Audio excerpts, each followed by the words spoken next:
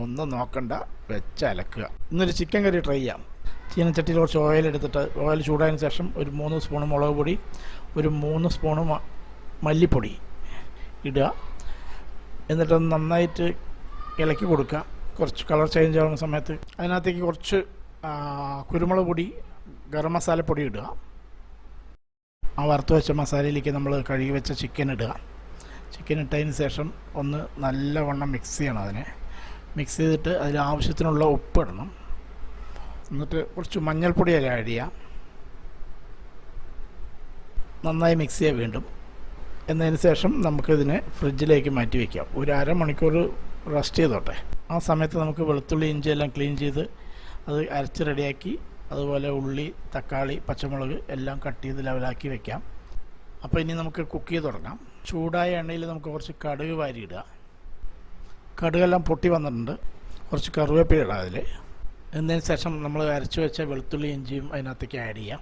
എന്നതിന് ശേഷം നന്നായി ഒന്ന് ഇളക്കി കൊടുക്കാം. നന്നായി കളറൊന്ന് ബ്രൗണിഷ് ആവണ വരെ ഇളക്കാം. ബ്രൗണിഷായി വന്നിട്ടുണ്ട്.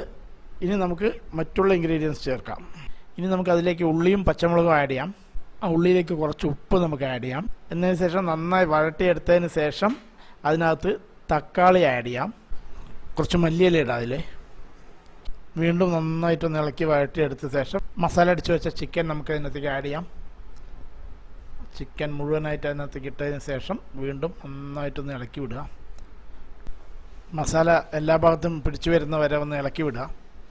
അത് മുഴുവനായിട്ട് മിക്സായി വരട്ടെ. എന്നിട്ട് നമുക്ക് കുറച്ച് വെള്ളം ഒഴിച്ചിട്ട് അങ്ങോട്ട് തിളയ്ക്കാൻ വിടുക. ചിക്കൻ അങ്ങനെ തിളച്ച് വന്നുകൊണ്ടിരിക്കുകയാണ്. എന്നതിന് ശേഷം കുറച്ച് കറിവേപ്പില ഇടുക. ടോപ്പിൽ കുറച്ച് മല്ലിയില ഇടുക. ഇപ്പം ചിക്കൻ ഓൾമോസ്റ്റ് ആയിട്ടുണ്ട്. നമ്മുടെ ചിക്കൻ കറി നന്നായി തിളച്ച് വെന്ത് വന്നുകൊണ്ടിരിക്കുകയാണ്. അപ്പോൾ ചിക്കൻ കറി റെഡി ആയിട്ടുണ്ട്. ഇനി നമുക്ക് അതൊരു പത്തിരിൻ്റെ കൂടെ തട്ടാം.